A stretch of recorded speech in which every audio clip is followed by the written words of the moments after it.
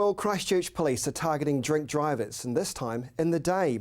In our feature interview tonight, reporter Chelsea Daniels speaks with Senior Sergeant Scott Richardson about the increasing number of drink drivers being caught in the day.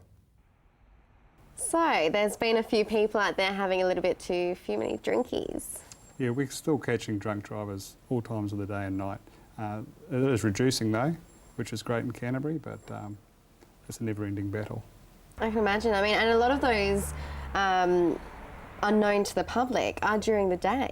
Yes, like most people kind of believe the chance of being hit by a drunk driver during the day is fairly low, but they're out there.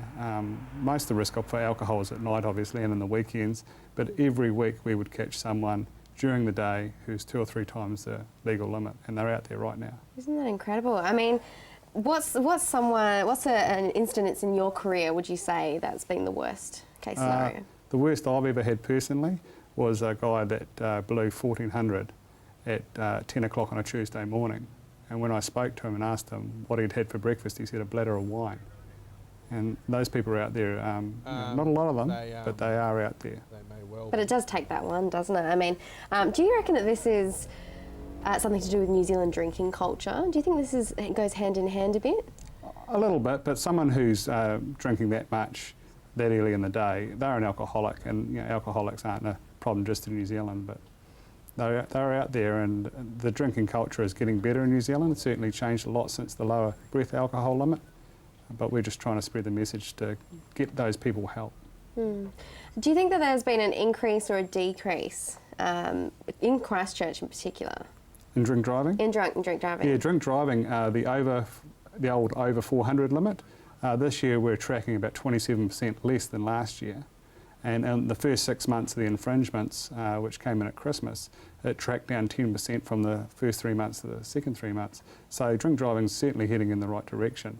But someone who blows 1,000 during the day isn't having 2 glasses of wine after work. They're having 2 bottles of wine before breakfast. Yeah, and I mean, it seems like it's a bit of an issue when someone's having that for brekkie.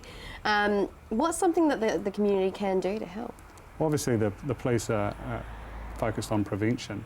So what we'd like to do is spread that message, and these people are known to their neighbours, known to their friends. Everyone suspects that they may have a drinking problem. What we're wanting people is to speak up, have those conversations with them, get them some support, and deal with it before it becomes the point where police become involved and the driver in a fatal road accident.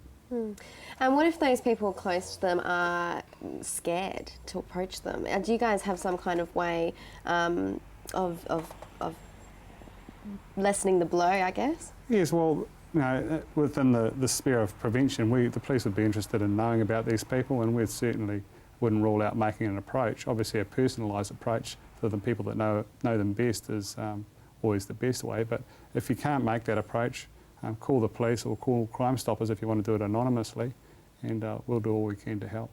I mean, do you find that there are specific areas that you're targeting more so than others in Christchurch? No, for drunk driving, it's very much a blanket approach. We don't just focus on certain suburbs or certain groups. We want to spread the message that anyone can be stopped and breath tested anytime, anywhere, in any part of the city. And as I said, the evidence out there shows that breath testing all day long is needed, because every once in a while you strike one of these people who's very high on the breath alcohol limit. Yeah, and I mean, you should always be prepared to be stopped by a breathalyzer anywhere, anytime, like you said. Yes, the law changed in 1993. Before that, we used to have some sort of cause to breath test people, but when compulsory breath testing came in 1993, that changed the game completely, and now we can breath test people anytime, anywhere. And most people accept that that's a necessary inconvenience to making the roads safe.